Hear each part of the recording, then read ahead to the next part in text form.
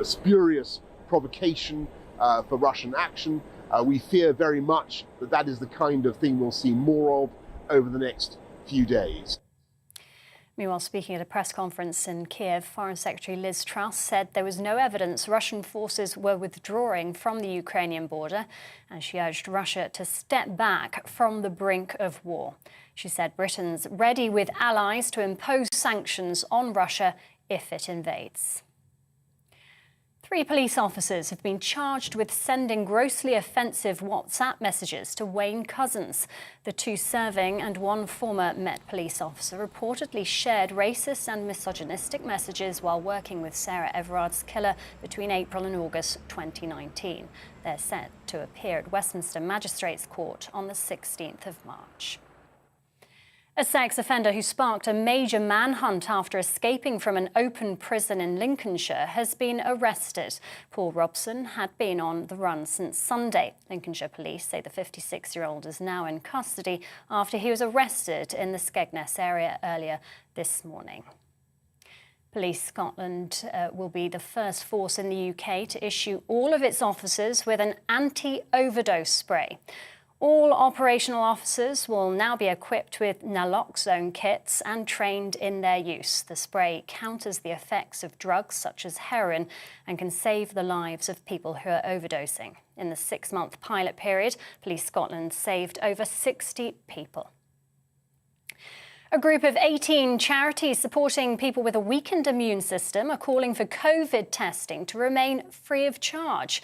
They fear that abandoning the measures could make those who are some of the most vulnerable second-class citizens. It's thought the government's Living with COVID strategy for England, set to be published on Monday, could signal an end to free PCR and lateral flow tests. And finally, some good news for Team GB from the Beijing Winter Olympics. Our men's curlers are guaranteed a medal after winning their semi-finals against the USA. Great Britain's women curlers have also survived after a tense finish to join the men in the semi-finals. The team squeezed into the Olympic semi-finals by 10 centimetres as they fashioned a great escape at the National Aquatic Centre in Beijing. This is GB News. We'll bring you more as it happens now. It's back to the briefing with Darren McCaffrey.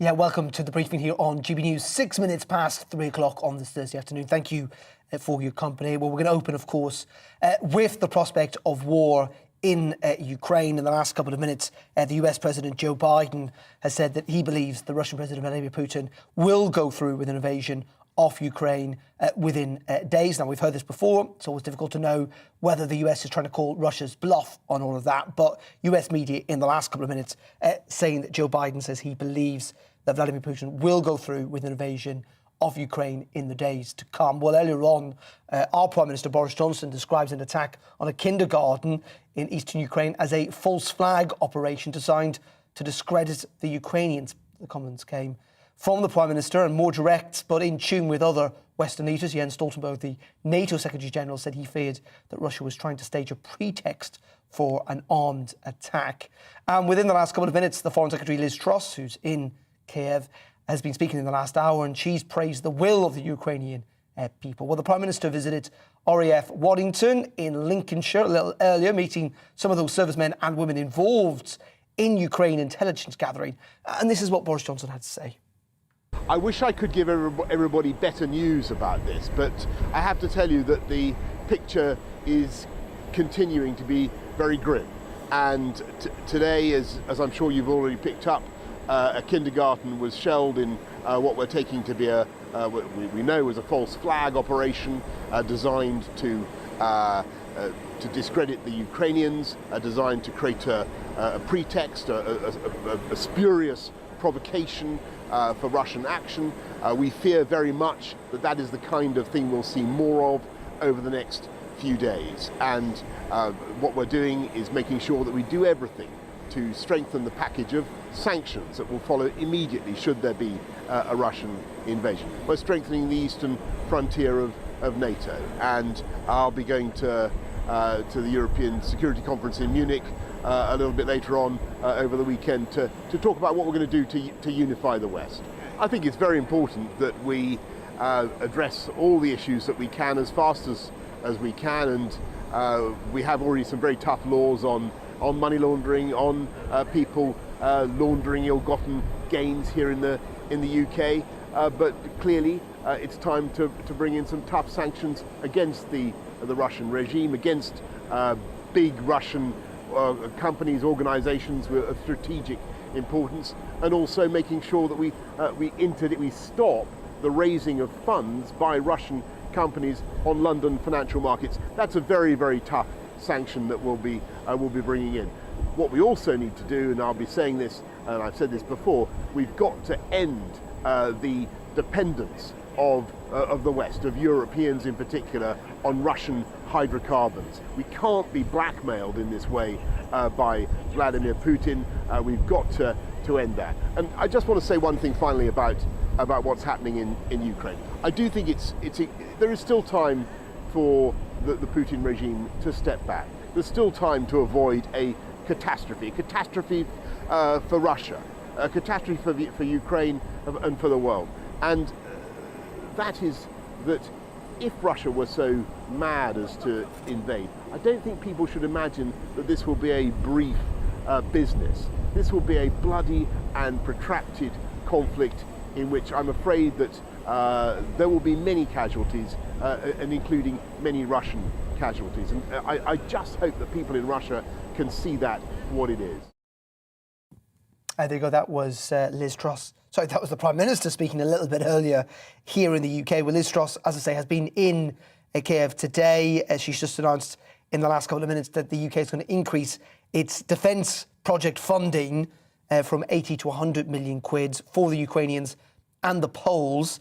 She said that Russia must think again, that despite their claims that Russia's military build-up shows no sign of slowing, there is currently no evidence that the forces are withdrawing, and we need Russia to step back from the brink. They must take the path of diplomacy. Well, let's now speak to Peter Stano. He is an official working at the European Union's External Services Agency and joins us from Brussels. Peter, very good afternoon to you. These stock warnings continue, don't they, about the prospect of war? Joe Biden in the last couple of minutes saying that he thinks an invasion is likely to happen in the next couple of days. The EU, I know leaders have been meeting there in Brussels today. I'm sure there's equal levels of concern. Good afternoon from Brussels. And indeed, I mean, the leaders are still meeting and they've been discussing the current situation. And of course, we are all worried. And this is one thing we don't want to see, that the current confrontation, provocation, the current crisis actually ends up in an armed confrontation and in a war. And that's why all our efforts and all our engagement and messaging to Russia is, no, we will not allow this to go to a conflict. We still need to explore the diplomatic way, the engagement. And if the diplomacy fails, or if Russia makes the diplomacy fail, there will be consequences, and the consequences will be hard, and they will be coming very, very fast. But I mean, this is the worst crisis since the end of Cold War in Europe, and all of us are interested in seeing the escalation and not the escalation. But of course, it's a choice that Russia needs. How do you reach that de-escalation, though? Because in the end, many would suggest what Moscow is calling for, which is essentially to stop the expansion of NATO and even the drawdown of some NATO troops in countries that border Russia, is simply not going to happen. So how do you get to a path of de-escalation? Well, Russia needs to understand that in Europe in 21st century, you cannot impose your will on the choices of others. What Russia essentially wants us to do is to dictate us what we or what Ukrainians have to do in terms of organizing ourselves when it comes to foreign policy alliances or security arrangements. This is unacceptable. This goes against not only against the logic, but it goes against internationally established principles to which Russia subscribes to. So our message is we need to engage. Okay, you have worries, you have concerns, so let's sit down behind the negotiating table, stop these exchanges of letters, but start to engage and address the problems and the grievances you have in a civilized manner, in a European way, behind the negotiating table, most preferably within the established international platforms. We have Organization for Cooperation and Security in Europe, but Russia is ignoring it deliberately. They want to deal separately with the US, separately with the NATO. So they want to recreate the spheres of influence. something so outdated. So we need to be very firm and determined that we will not allow this. And on the other hand, we need to acknowledge that they have security concerns, and we need to talk to them in order to convince them that they are either not justified or that there will be ways, civilized ways, to try ways how to deal with them, but not through confrontation and not through intimidation with military force. You and others have suggested, since this is on European soil, that it's about time the EU had its own army. I've been around long enough to know that this comes up every couple of years and doesn't seem to go anywhere. It's a fantasy, isn't it? An EU army? It's not so much about the European army, because the term maybe is a little bit misleading. I mean, for security arrangements, we have, of course, each member state of the EU has its own army. But it's about the more unified EU defense policy, so that we are able, as the European Union, 27 member states, to deal with the military threats and challenges in our neighborhood or anywhere else in the world where the interests of the EU are at stake. So the current crisis is just one reminder of the extent of threats we are dealing with immediately at our doorstep. That suddenly there is a country that tries to violate international law, that tries to violate all the established rules of the post-Cold War arrangements in Europe, and we need to deal with it in a unified way, and if necessary also with a military deterrent. We don't have military deterrent in the European Union at this stage apart from individual armies, but yes, what is happening right now is another impetus for us to speed up the work, which is already ongoing, by the way, on preparing ourselves to deal with the threats and challenges in a more unified way through common European defense. OK, Peter, appreciate your time. Peter Stanley, there, EU Commission spokesperson, speaking to us from Brussels on the prospect of an EU army. GB Views at gbnews.uk. And we'll be returning to the issue of Ukraine a little later on the programme, bring you up to date with any breaking lines as they come in. But let's move on to the cost of living crisis. Of course, we know it hit a 30-year high last month as energy, fuel and food prices continue to soar, and retailers reined in seasonal discounts. Prices surged by 5.5% in the 12 months to January. That's up from 5.4% in December, and increases the squeeze on household budgets. Inflation is now rising faster than wages and is expected to climb above 7% this year. The government said it is taking action. Labour, though, is urging the government to do more. Well, let's bring in the Liberal Democrat MP, Alistair Carmichael, who joins us. Alistair, very good afternoon to you. Good afternoon. I mean, the government are doing things to tackle this, aren't they? This is not a problem that's confined to the UK. It is not a problem that's confined to the UK, but frankly, that will be absolutely no comfort to anybody watching this who faces the challenges of heating and feeding their family at this time of year.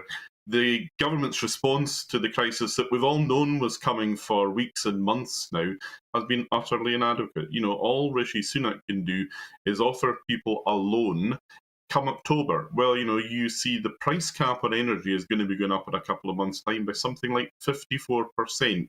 You see the continued rise of inflation and also the rise in wages. And this is where it gets difficult for the government. It's very dangerous territory to be in here, where you've got prices rising and wages then rising to catch up with them. Very quickly can an economy spiral out of control. So it's in everyone's interests, including the government, in the wider interests of managing the community, to take serious action and to take it now. Remember, you know, you've got the national insurance increase that is going to be coming in the next few months. That needs to be cancelled. The cut that you had to universal credit took money away from some of the most lowly paid and poorly paid and vulnerable people in our community. That needs to be revisited.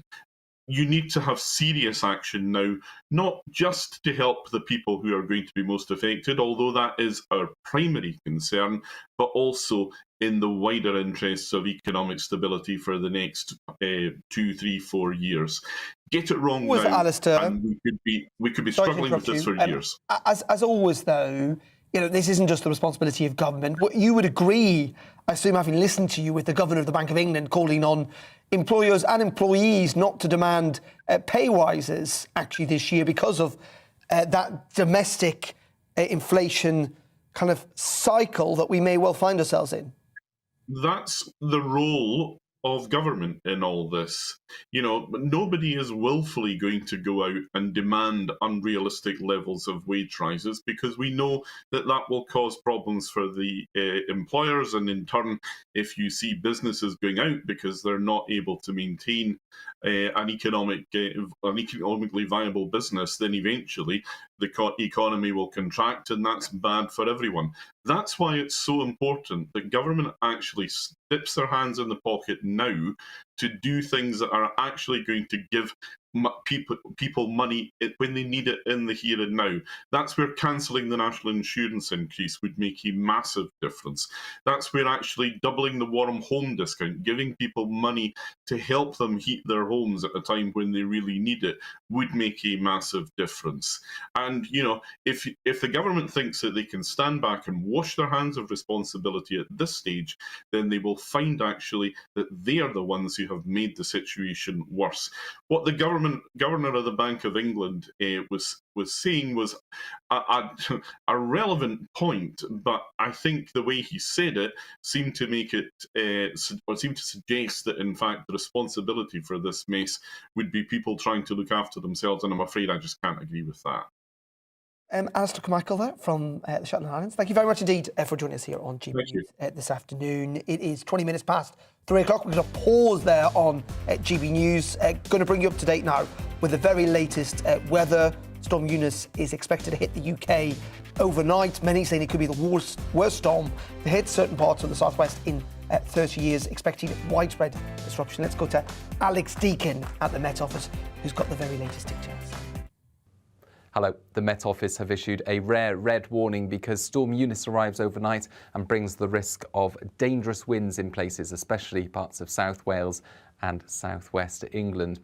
Ahead of Eunice, relatively calm this evening with clearing skies, showers easing and the winds dropping away for some time. So if you're heading to bed thinking it's quite calm out there, well, unfortunately, the winds really ramp up by around midnight or shortly after. Bands of rain sweep through very quickly, turning to snow over northern hills, and the winds continue to increase from the southwest during the early hours of Friday as Storm Eunice arrives. Now, this is a storm that's developed out of nowhere during the last 24 hours and will continue deepening as it approaches southwestern parts of the UK, with the strongest core of winds on the southern flank of Eunice and bumping into cold air, the risk of significant snowfall over northern hills, Scotland, Northern Ireland and Northern England. In the amber warning area, 70 to 80 mile per hour wind gusts. In the red warning area, risk of 90 mile per hour wind gusts. And as a result, a red warning has been issued. A danger to life for Bristol Channel Coast, South Wales, North Somerset, North Devon, North Cornwall. Those winds peaking during the morning on Friday. Risk of flying debris from damaged structures and risk of widespread disruption across the southern half of the UK from those wind speeds, disruption to power, travel, as well as services. Across northern England, Scotland, Northern Ireland, some heavy rain at lower levels, some snow mixed in with that rain, but significant snow falling over the hills, 20 centimetres over some higher parts of northern England and southern Scotland, accompanied by strong winds, risk of blizzards and drifting of that snowfall. Later Friday, the winds finally start to relent, but the weekend stays wet and windy. Further gales expected at times, particularly in the far south on Saturday and northern areas on Sunday. Join me, Arlene Foster, for the briefing on GB News. Every Friday at 3 p.m, I'll give you all the latest political news and analysis, and we'll have robust live debate. To make sure that you're caught up on all of the biggest issues of the day, we'll bring on experts in their field. I'll ask the questions that you'd like to ask. We're not afraid to tackle discussions from all perspectives, including yours. Don't forget, the briefing with me, Arlene Foster, every Friday at 3 p.m. on GB News.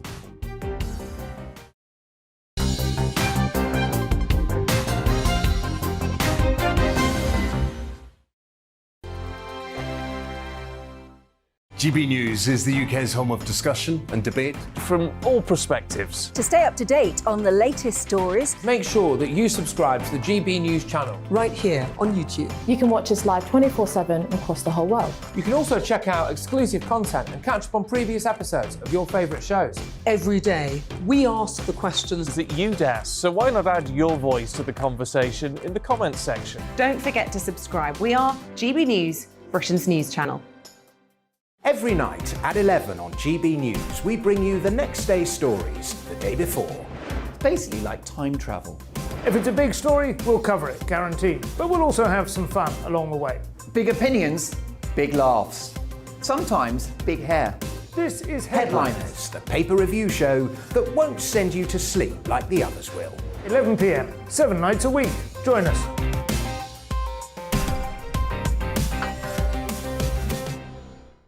Hello there, I'm Eamon Holmes. And I'm Isabel Webster. And we hope you can join us for Breakfast with Eamon and Isabel. You make me laugh out loud, belly laugh. Is that important first thing in the morning? Yeah, absolutely. And there's me trying to be deadly serious. News is a serious business. Yeah, I have to rein you in sometimes. Well, it doesn't stop us laughing at it. It doesn't stop us having an opinion on what's going on. Yeah. And it certainly will not stop us reflecting what you think. Weekdays from 6 to 9:30 on GB News. I'm Dan Wootton. Join me Monday to Thursday from 9 to 11 for the feistiest and most fun news debate on TV, where free speech reigns. I'll bring you a sharp take on the day's biggest stories, bombshell newsmaker interviews, and A-list guests. And I guarantee you, no spin, no bias, no censorship, and no reason to go to bed. That's Dan Wootton tonight, Monday to Thursdays from 9 on GB News.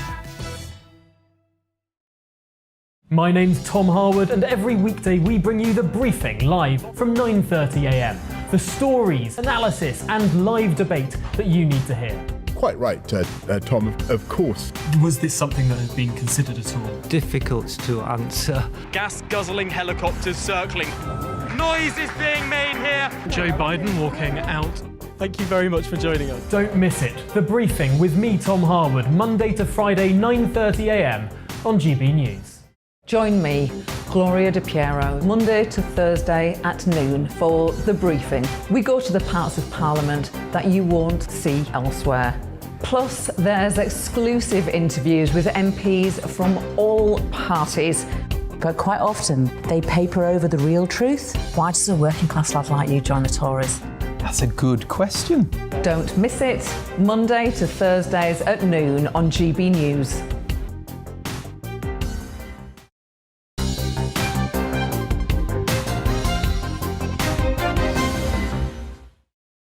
Very good afternoon. Welcome back to The Briefing here on GB News. It is 26 minutes past 3 o'clock. Just in the last couple of minutes, Priti Patel, the Home Secretary, has tweeted out that she's closing the Tier 1 investor scheme with immediate effect following a review of all those granted. Now, you probably don't know what Tier 1 is. It is a special golden hello visa, if you like, to certain people who are going to put an awful lot of money into the UK. It's been around since 2008. Many feel it's been abused, not least of all by Russian oligarchs. So the Home Secretary giving a sense of some of the moves that the British government may well make, given the crisis with Ukraine, saying that Tier 1, that investor scheme, is to close immediately. She also talks that the upcoming Fraud Action Plan and the Economic Crime Bill will better protect the taxpayer. We'll have more on that as we get it. Lots of you also getting in touch. Paul says, hello, Darren. Liz Truss. And I have to say, there is no way is she a match for the Russians. She's not a lightweight politician, but a featherweight. It's like putting the sparrow in with the lion when she met Lavrov. Clearly not very keen on the Foreign Secretary there. And Robert says, on an EU army proposal, absolutely not. How long has it taken to respond to Russia? NATO works. Do not change what worked. GB Views at gbnews.uk. Let's move on, though, because he was once the second most powerful man in Britain. Well, kind of.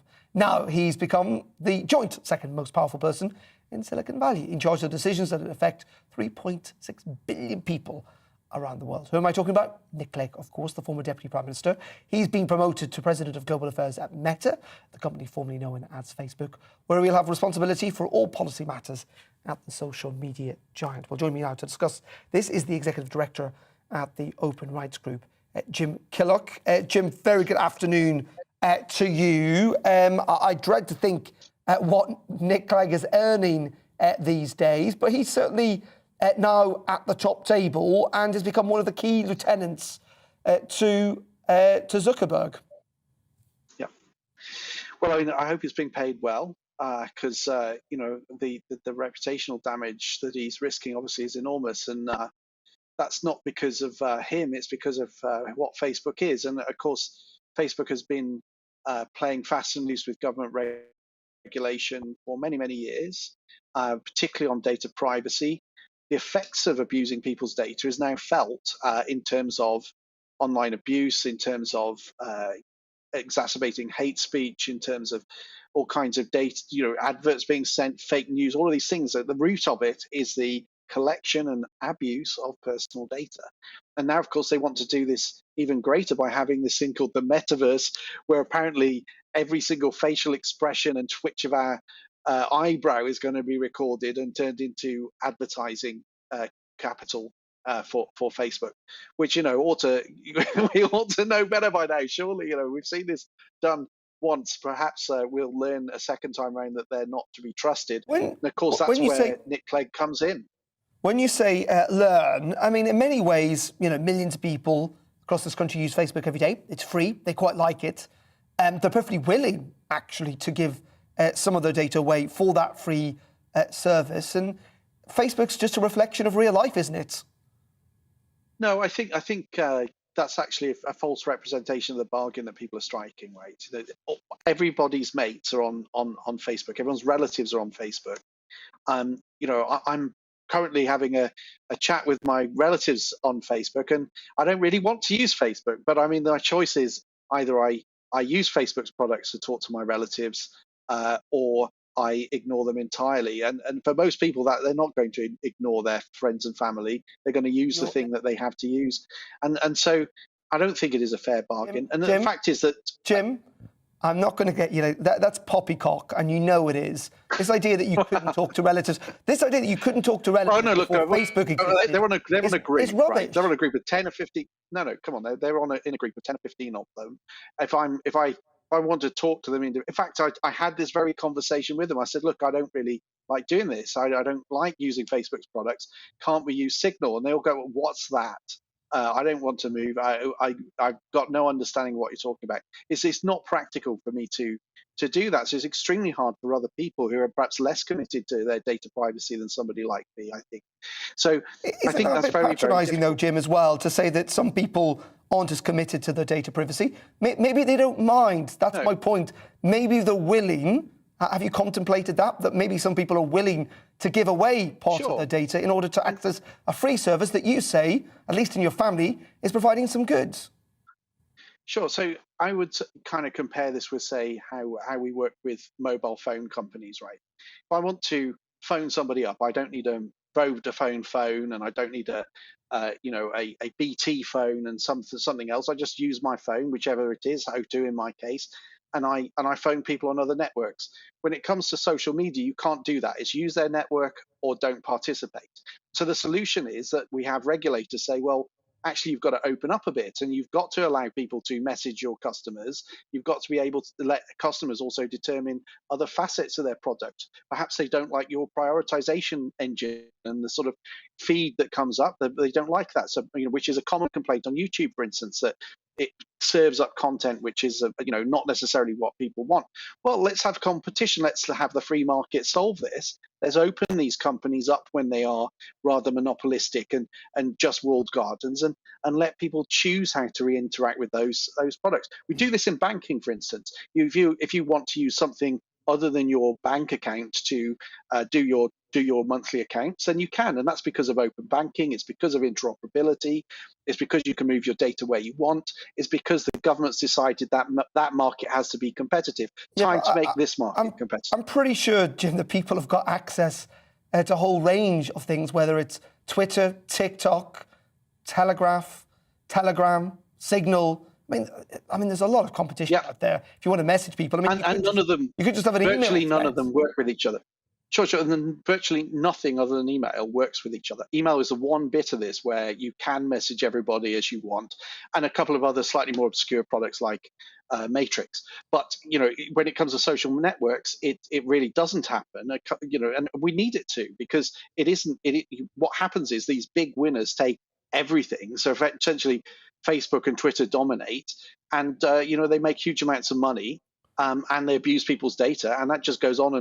And so it is time to, I think, open this market up. And I think that's why Nick Clegg's got this job, because they're worried about things like competition. They're worried about the Americans talking about breaking their company up entirely. Okay. Jim, appreciate your thoughts and your analysis. As always, Executive Director at Open Rights, Jim Killock, joining us down the line. Thank you, Jim. Do get in touch, gbviews@gbnews.uk. Might agree with me, might agree with Jim.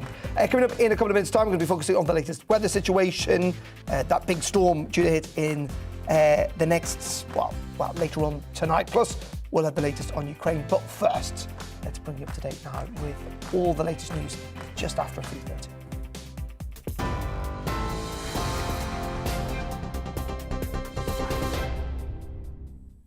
It's 3:34. I'm Rhiannon Jones in the GB newsroom.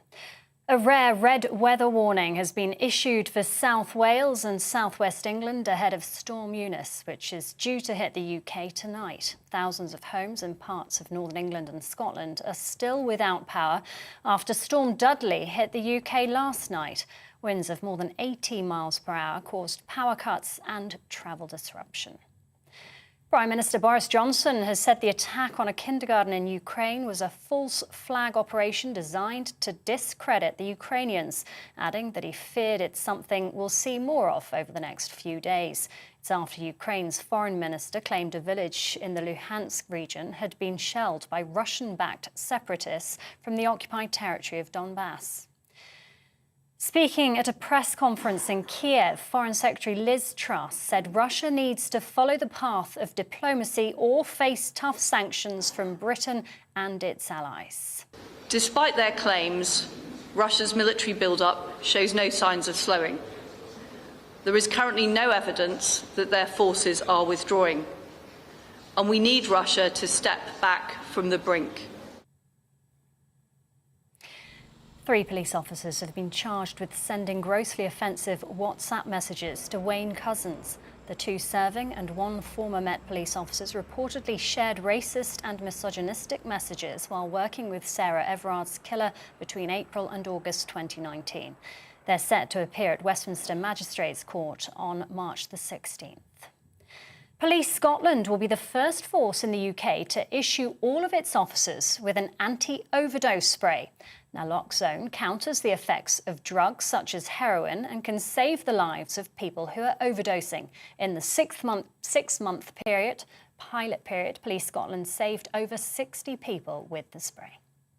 TV online and DAB+ radio. This is GB News. We'll have a full update for you at the top of the hour. It's back to the briefing with Darren McCaffrey in just a moment.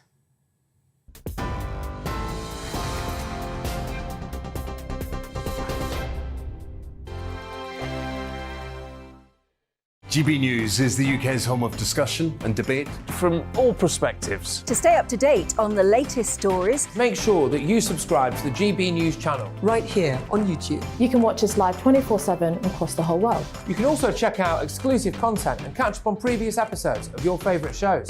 Every day, we ask the questions that you'd ask, so why not add your voice to the conversation in the comments section? Don't forget to subscribe. We are GB News, Britain's news channel.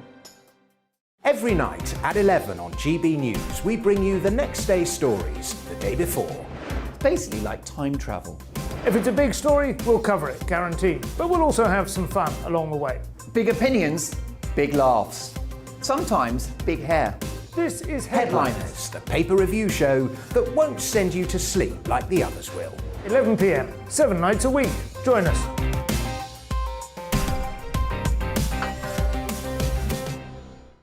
Hello there, I'm Eamon Holmes. And I'm Isabel Webster. And we hope you can join us for Breakfast with Eamon and Isabel. You make me laugh out loud, belly laugh. Is that important first thing in the morning? Yeah, absolutely. And there's me trying to be deadly serious. News is a serious business. Yeah, I have to rein you in sometimes. Well, it doesn't stop us laughing at it. It doesn't stop us having an opinion on what's going on. Yeah. And it certainly will not stop us reflecting what you think. Weekdays from 6 to 9:30 on GB News.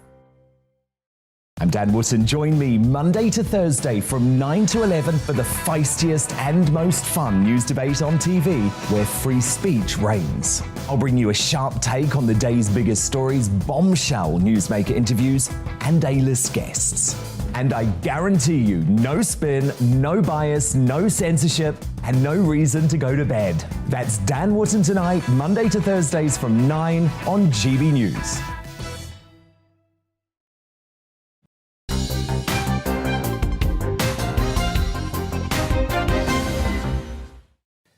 Very welcome back to GB News. 22 minutes to 4 o'clock on this Thursday. We're on TV, online, and on your DAP digital radio. And don't forget, if you like what we do here at GB News, you can subscribe to our YouTube channel. Just go on YouTube and hit the button subscribe.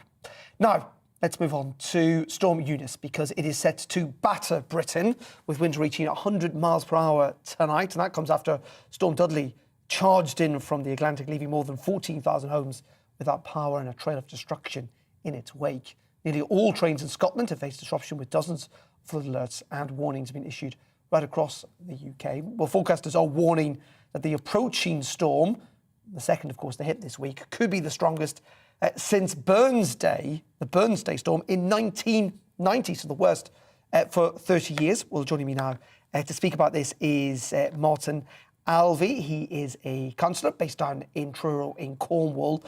Martin, very good afternoon to you. Just give us a sense of what preparations are underway in your part of the world.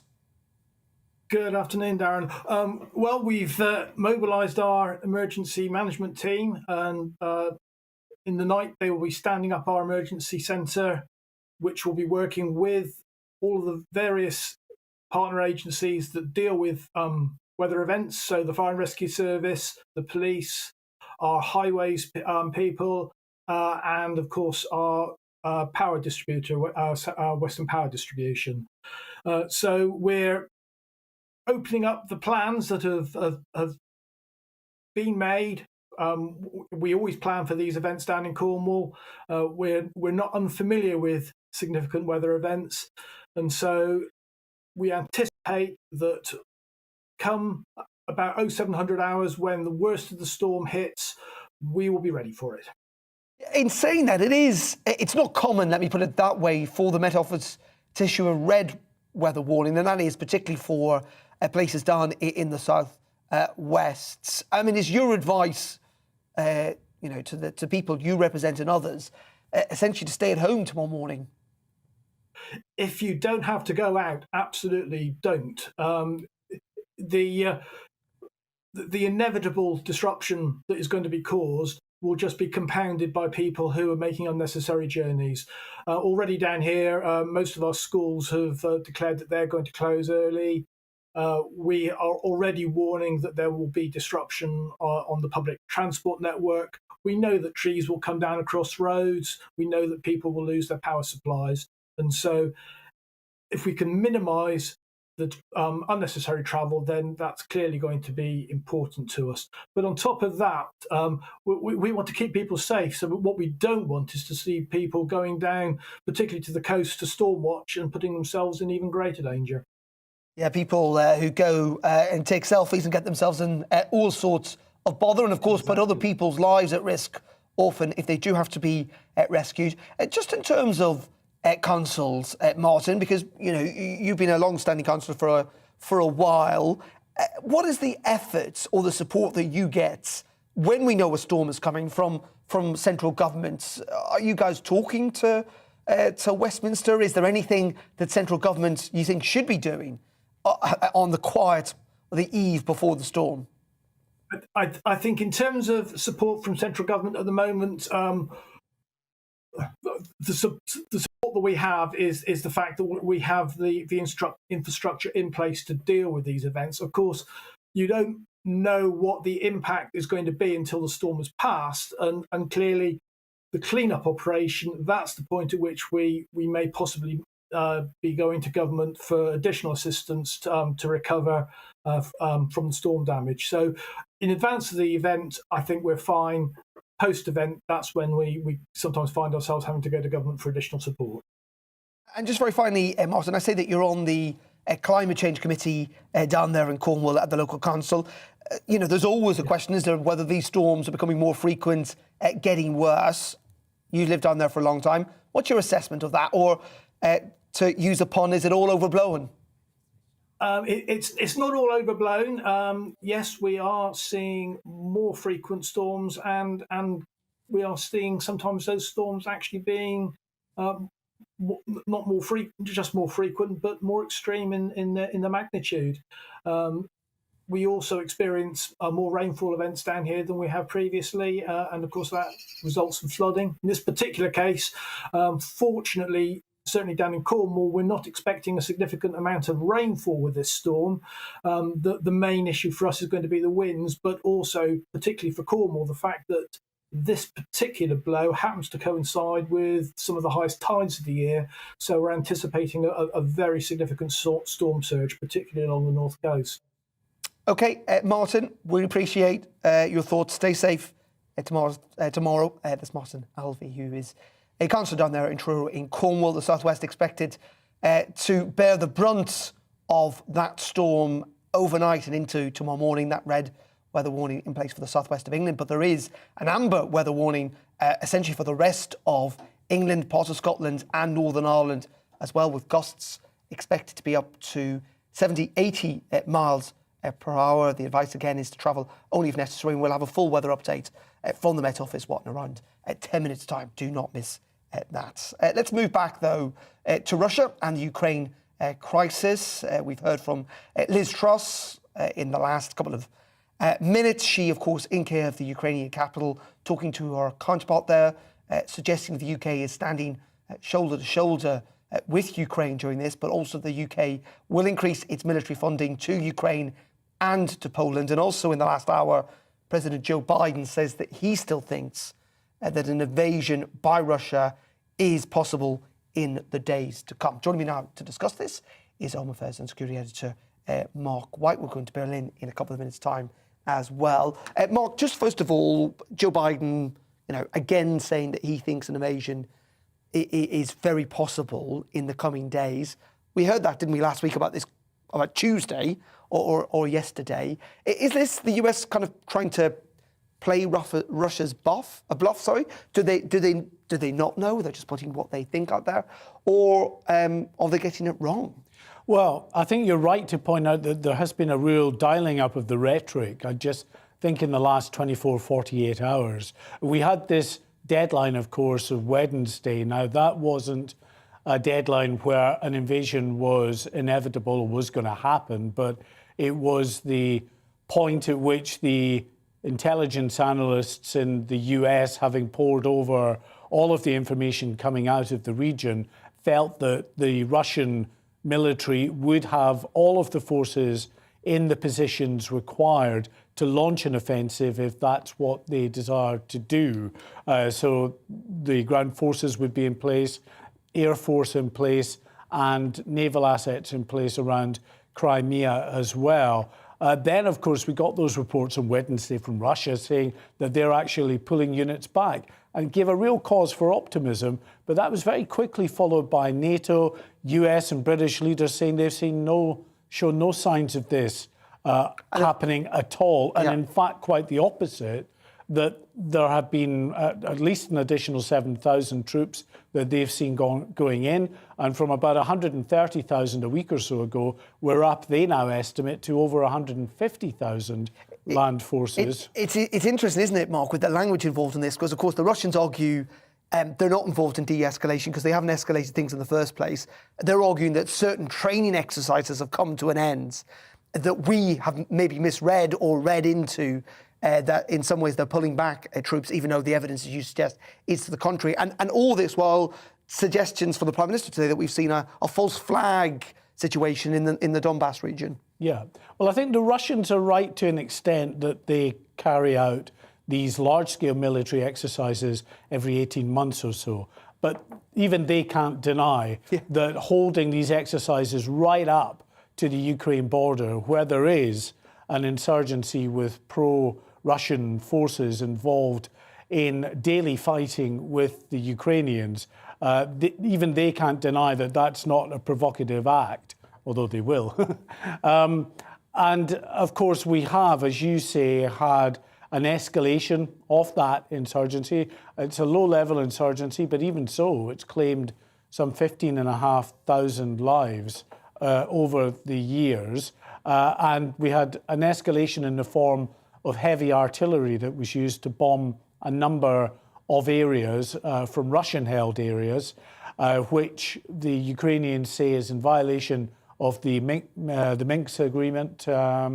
And the US, the UK are analysing what has happened. They are very concerned about this because one of the fears they have is for this so-called false flag operation where Russia is given a pretext to move in to, as far as they say, to the outside world to calm the situation down and to to bring order to an area again. But it is a real worry, I think, what is happening out there. And certainly the rhetoric has been dialed up. There is some real finger jabbing going from both ways on this. As yet, the fighting that we've seen is that low-level insurgency, but it has the potential, of course, to escalate. OK, Mark, stay there because we're going to go to Berlin now and join the journalist Ben Aris, who is in the German capital for us this afternoon. Ben, thank you for joining us. What is the sense there in Berlin? We seem to have gone from earlier on this week, expecting an invasion could have happened on Tuesday or Wednesday, to seemingly a sense of de-escalation now, again, to the rhetoric being dialed up in Washington and in London too. What is the perception from Germany? It's the rhetoric certainly in the last 48 hours has gone sky high. I mean, the expectation of invasion yesterday on Wednesday was very high, and everyone is getting very nervous. However, our publication, BNE, we have a couple of correspondents. I've been talking to them today, yesterday, and down in the capital, Kiev, things are very calm. People are going about their normal business. And we have one correspondent in Kharkiv, which is right on the Russian border, which would be the second biggest city in the country, which would be the first to fall. And there too, although everyone's talking about it and people are making some prudent precautions, buying a few cans and making sure they've got water and maybe packing a suitcase. Again, the sense is of calm. And a second correspondent in Mariupol, which is 10 miles from the front line on the Sea of Azov, big ports. And again, the same story there. People are concerned, but they say most of what they see is in the media. And the Ukrainian government itself, when Biden came out with this prediction that 15th Wednesday there was going to be an invasion, Biden went on TV and said, look, if you have such specific intelligence that tells you exactly the date it's going to happen, then please share it with us, because if the invasion is 24 hours away, we need to know to get ready. But that intelligence wasn't shared. The government hasn't it hasn't called up the reservists. It doesn't look like it's mobilizing, although the state has been refurbishing some bomb shelters. And so, again, prudent precautions are being taken. So it seems to be at this point, the whole thing is being driven largely by politics, that you've got the Kremlin and the West trying to negotiate this new security deal that Putin's demanding, but he's put very harsh demands. He wants to ban Ukraine from joining NATO forever and ever, to quote the foreign minister. And the West is not accepting that. But Putin's dug his heels in. I mean, he really insisting on getting this deal done. And I think what we're seeing is just a ratcheting up of tensions on both sides. The Kremlin is attempting to scare the West or to force it to make some sort of concessions, because the one victory he has scored, that he's called for this security deal before, and it's just been blatantly ignored. But this time round, you've got prime ministers and foreign ministers flying backwards and forwards, making multiple meetings, and the discussion has at least begun. And I think, Putin, he's made a start, but now he wants to see it through. And they're being very aggressive. I mean, they brought significant troops up to the border. And just on that, Ben, by pure coincidence, of course, it's the Munich Security Conference, isn't it, this weekend? And we're going to see a lot of world leaders, I think including our Prime Minister, gather in Germany from tomorrow. And the Russians are not going. Indeed, look, this whole NATO showdown, Putin first floated the idea that NATO's been expanding and that Russia would push back unless it stopped in 2007 at the Munich Security Conference. So this is a very sort of poignant meeting. And the fact that they're not going this year, because Lavrov, the foreign minister, goes every year and uses it as a platform to talk to the world leaders, to talk about what Russia wants. And the fact that they're not going is another barb in the argument where they're signaling, this is deadly serious. We're on the verge of hostilities over this question, that Putin was here in 2007 and warned you that we would push back. Well, we're pushing back now.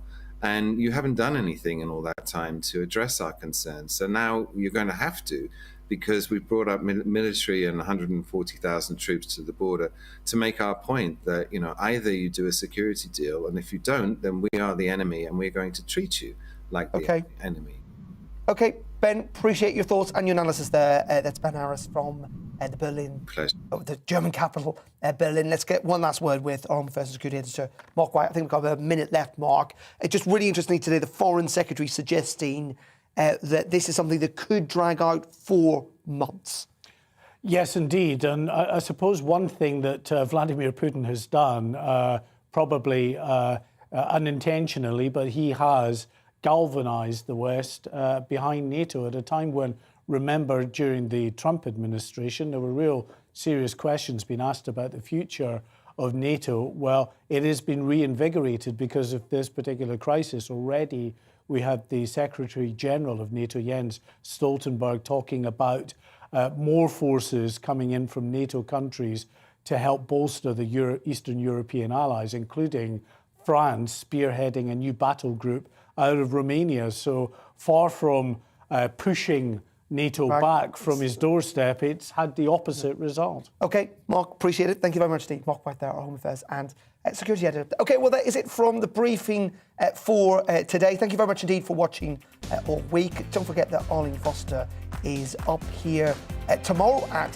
3 o'clock. Tom will be here at 9:30 as per usual. I'll be back on Monday. Up next, it is Colin Brazier with Brazier between 4 and 6 p.m. But before all that, we're going to bring you up to date with the very latest weather as that storm Eunice promises to batter Britain. We're expecting a red weather warning to come into place overnight. Let's get the details now from the Met Office. Have a nice week.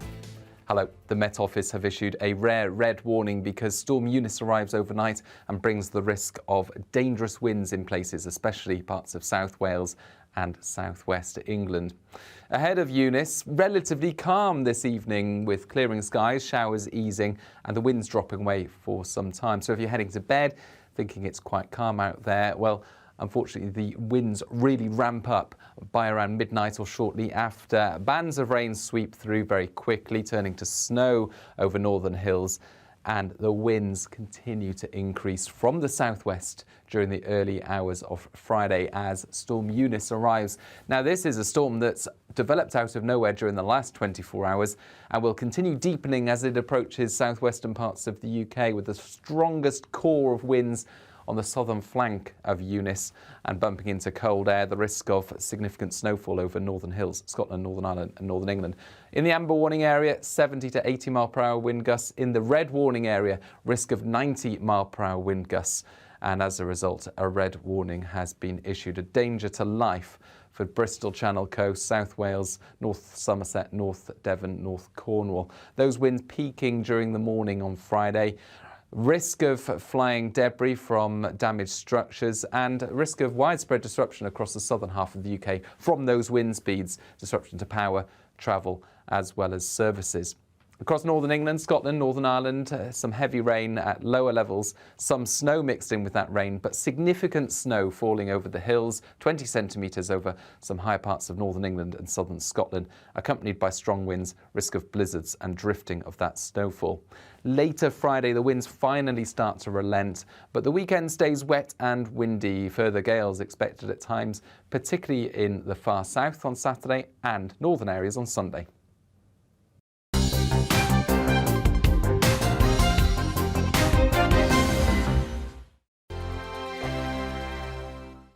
GB News is the UK's home of discussion and debate from all perspectives. To stay up to date on the latest stories,